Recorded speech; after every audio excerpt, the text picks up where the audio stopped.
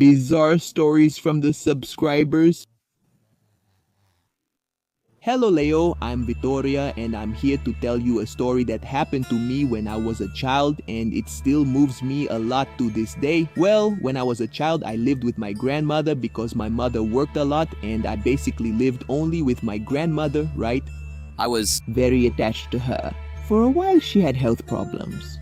She had severe cancer and was hospitalized. I had to go back to live with my mother and my siblings. I felt very sad and cried almost every day because I missed her. One day I came back from school and went to play, it was just me, my younger siblings, and my older sister at home. I was in the bedroom and suddenly my grandmother came in through the door. I was very happy and went to hug her. I asked her what she was doing in my room since she was hospitalized. She hugged me and said the following: "My dear Vitória, Grandma is now going to a very far away place.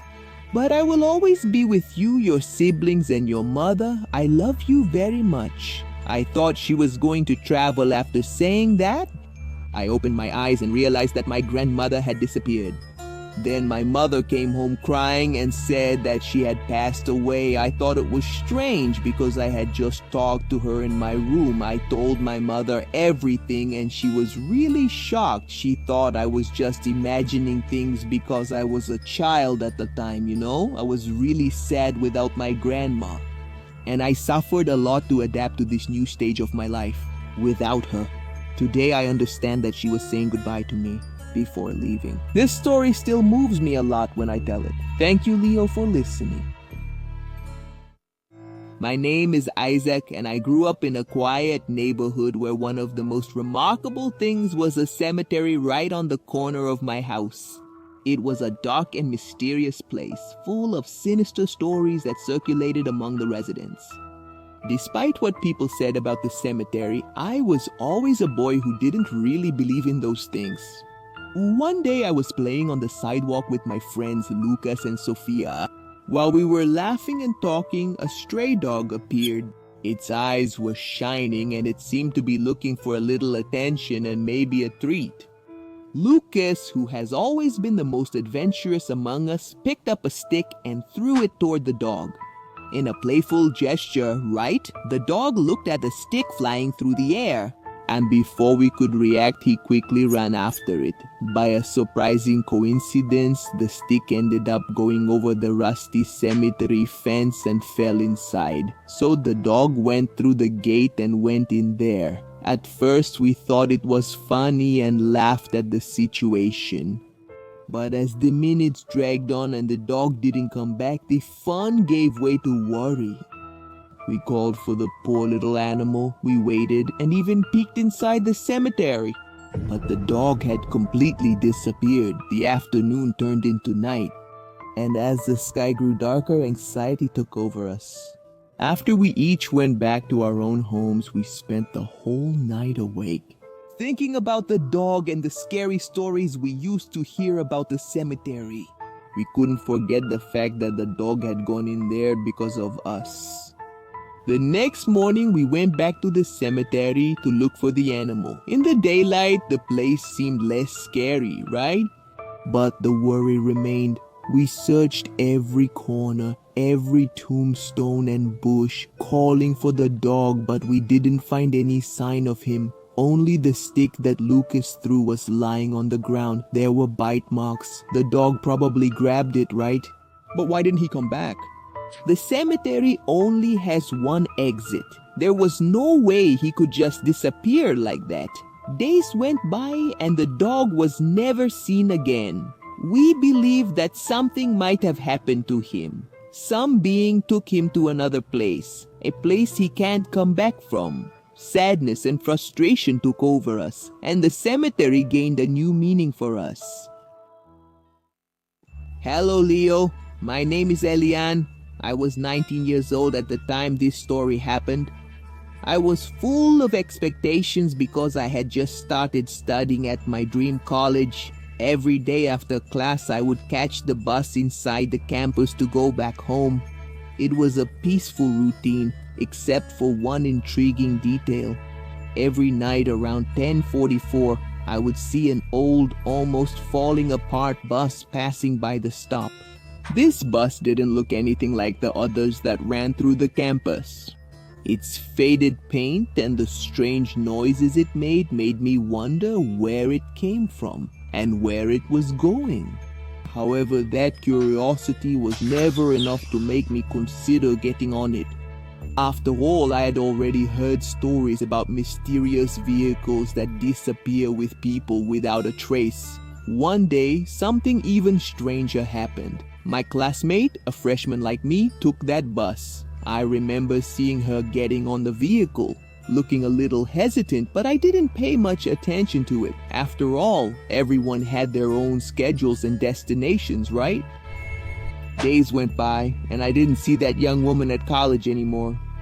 She didn't attend any classes, and her absence didn't go unnoticed.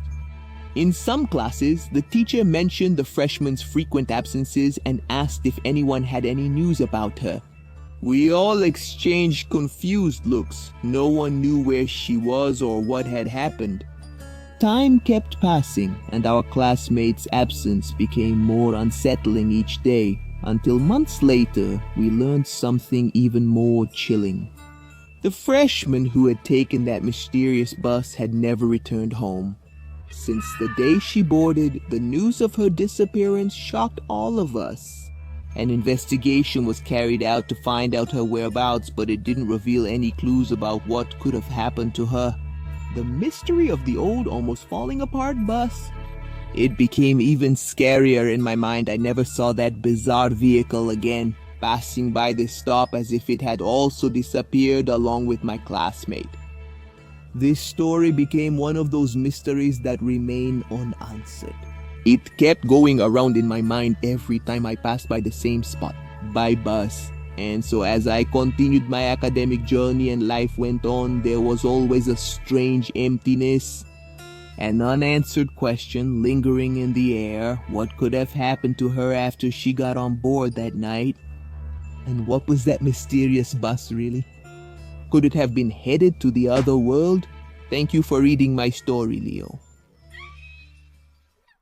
Hi Leo, feel free to call me Brandon. I've been following your channel for about 4 years. The story I'm going to share happened when I was only 8. At that time, I lived in the countryside of Minas Gerais. Back then, I had the habit of flying kites almost every day. And there was a cornfield that deeply intrigued me. That's because I often heard mysterious noises coming from that direction. That gave me a strange feeling. Despite those noises echoing in the cornfield, I still flew my kite nearby. However, on one particular night while my kite was up in the sky, something unexpected happened. Suddenly, it was caught in the air, but I couldn't identify who was responsible for it. And even though I knew it was something big, the mysterious object disappeared in the direction of the cornfield, and my kite fell there too. I ended up returning home after that. The next day, I decided to try to rescue it, right? And to my surprise, I found it in terrible condition, completely destroyed, shredded. Frustrated, I bought another one and started flying it again, right? It was already around 5:30 and nightfall was approaching quickly. That's when something extraordinary happened once again. That mysterious figure passed close to my kite, but this time it destroyed it in the air. I don't know what that was, man, but it wrecked everything. I went home immediately and told my dad what happened, right? And he said it could have been some native bird from the region, but I have my doubts. To this day, it's still a mystery what exactly happened that day. I don't know if it was just a common bird or something supernatural.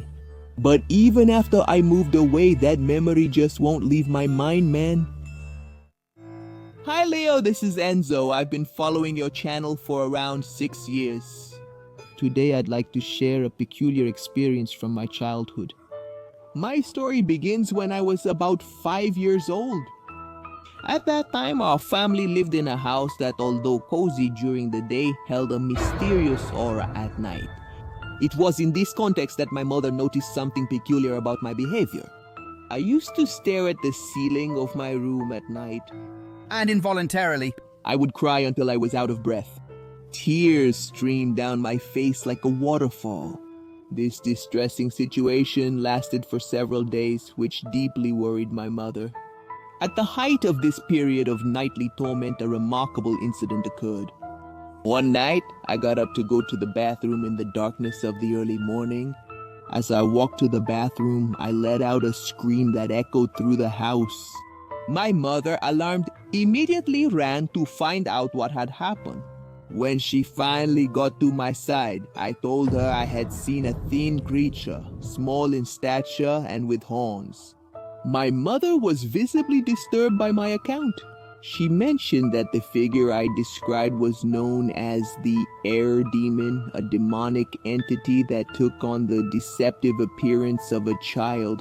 However, it was widely recognized that this childlike appearance hid a malevolent and sinister essence. This revelation left me so scared that I couldn't sleep. The story became even more intriguing when, in a separate event, my uncle Helder shared a dream that deeply disturbed him. He vividly described seeing children walking around a table in his dream, an image that inexplicably echoed my own nighttime vision.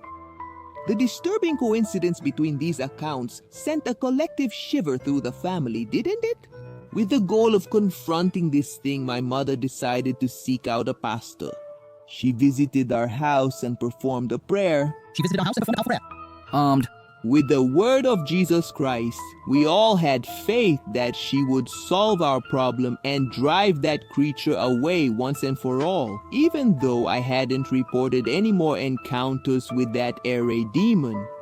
After that intervention, the experience left deep emotional scars in my mind, and to this day I keep thinking about it. Leo, once again, thank you for giving me this space here. Take care.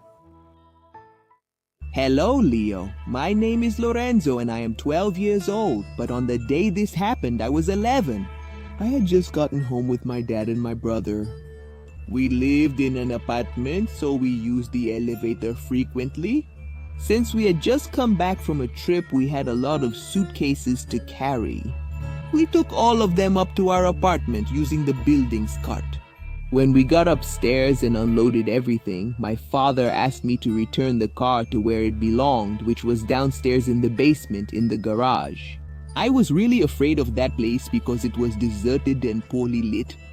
There were also stories about people who had gone down there and ended up mysteriously dying after being run over by a car.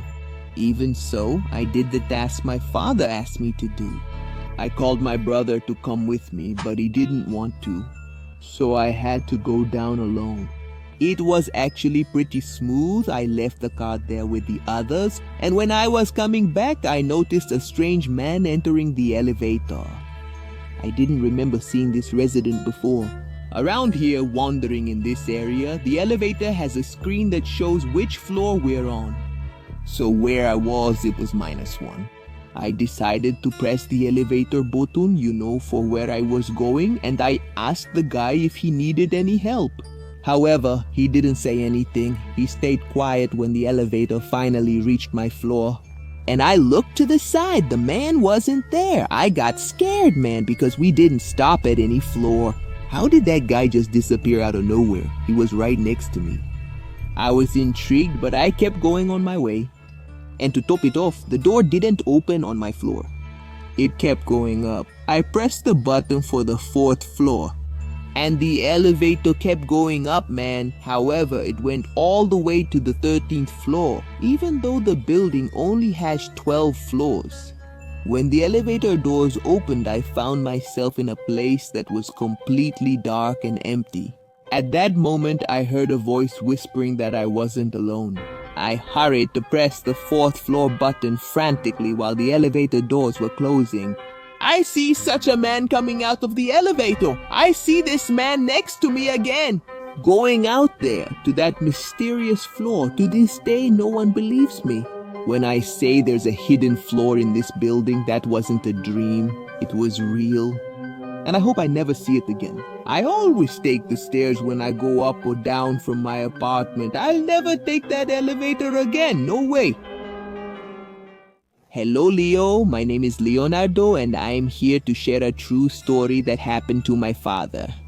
It was around 1991. He was 14 years old and was walking down the street with his mother when he saw a stick on the ground that really caught his attention.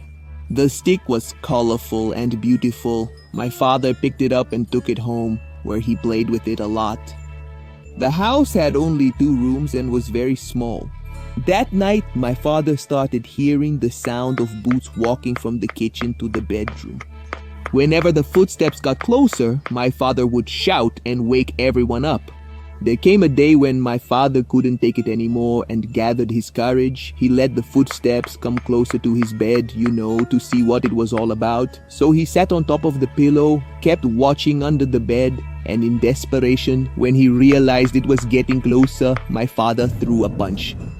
But there was no one there. My grandfather woke up with all that commotion and went to the kitchen to see what was happening, but there was nothing there. This went on for days. One day my father was at a friend's house playing cards, and he mentioned what was happening. The uncle of my father's friend heard the story and got intrigued. He asked if my father had picked up any object from the street, and my father said yes. My friend's uncle then asked my father to bring him the object because that might be the cause of the problem. My father took the thing to him to examine, and my friend's uncle got scared. He probably felt that it was something bad. He quickly grabbed his wand and went with my father to the street behind the house. He told them to throw that thing far away, pray, and never look back. After that, my father never had those problems at home again. Thank you very much for reading my story, Leo. My father and I follow your channel. Thanks. Hello, Leo. My name is Breno. I'm 18 years old, and the story I'm going to tell you happened in 2019 when I was 14. At the time, I was in 9th grade, and back then I was struggling not to fail, because the school I studied at was very strict. I always studied with my friend Lorena. We always reinforced what we learned during recess and in the school library. And in that school there were 3 floors, but only 2 were open. The 3rd floor, closed since 1989, was inaccessible for moving around, and it was forbidden to go in there, man. There were always rumors about the 3rd floor. It was haunted. One day a girl was near the entrance to that 3rd floor. She was pale and collapsed on the floor, also traumatized. After what happened, the principal went from classroom to classroom, and she gave us a lecture forbidding us from going near the 3rd floor. Lorena and I got curious, and we also called another friend of ours, Joanne, so that one day, as soon as class was over, we could sneak into the 3rd floor. The next day, we waited for class to end and kept talking. If we got caught, no one would snitch about who came up with the idea to sneak in there, right? A few minutes after class ended, we secretly went up to the 3rd floor. There was a door that led to the stairs, and then we would reach the 3rd floor. After we went up, we arrived. It was as if the 80s had been frozen in time. Everything you would find in a school from the 80s was there. The desks, the decorations, we even found old books. After about 5 minutes on the 3rd floor, we heard a noise that sounded like a girl screaming. After we heard that, Lorena shouted, "Who's there? Can we help?" After she said that, a girl emerged from the shadows. But she was wearing tattered clothes and was dirty. There was a wound on her neck. Without a doubt, she was a ghost. Her eyes turned red and her voice became frightening. So we ran out. After we managed to escape, the principal saw us leaving. But she didn't even get mad because she knew we were scared. That was already a punishment. However, she told us how the ghost girl appeared. She reported That in the year 1989, a girl named Clotilde was bullied by other girls because of her peculiar appearance, even during classes, until one day Clotilde asked to go to the bathroom. But she took a box cutter with her and did something terrible. After the incident, many students reported supernatural sightings of Clotilde. After that, the principal explained that she closed the 3rd floor. but she put up a crucifix to prevent Clotilde from coming out and attacking the students. After that explanation, she let us go, and my friends and I agreed not to tell this story to our other classmates. In 2022, I graduated from high school, and in 2023, I left the city for college. I never had contact with those friends again. Hi, I'm Miguel, an 11-year-old. I was at school having a typical day, playing with friends. It was a sunny afternoon, perfect for a soccer match on the school court. We were excited, running a lot and laughing while kicking the ball with all our energy. Everything was going well, right? Until something happened that would change that fun day into something unexplainable. The ball flew far and landed in an empty lot behind the school. Since I was the one who kicked the ball away, I went to get it. After all, it was our only ball and we didn't want to lose it, right? I found the ball easily in the empty lot, sitting near some tall weeds. I picked it up and looked around one last time, just to make sure everything was okay. Then I ran back there, right? When I got back to the court and gave the ball back to my friends, something bizarre happened. Fred was dribbling the ball perfectly when he got close to the goal to shoot, right? And when he kicked it, man, the ball didn't move. It just stayed there, completely still, like it was glued to the ground. He fell down with his foot messed up, man. He started screaming in pain. At that moment, I froze, dude. What just happened? Did he kick the ground? There was a moment of silence. They thought I had done something, that I had put a rock or something like that inside the ball to mess with the game. Fred was angry at me and the rest took him to the infirmary, leaving me behind. I was left there stunned, man, just looking at the ball. I hadn't done anything, I swear. I picked up the ball again and examined it. It looked completely normal and I couldn't understand what had happened. I stood there alone for a while, trying to process what had happened. I decided to throw the ball back into the bushes again. I didn't want anything to do with it anymore. I left with a strange feeling in my chest. That day I couldn't explain it, what had happened, but one thing was certain, something very strange had happened there.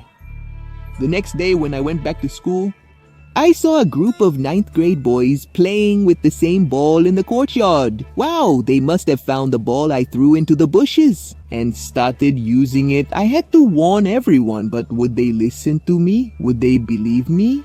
They seemed happy and excited, but something made me tremble inside again. One of them kicked the ball so hard that I saw his foot go backward, man. Oh no, dude.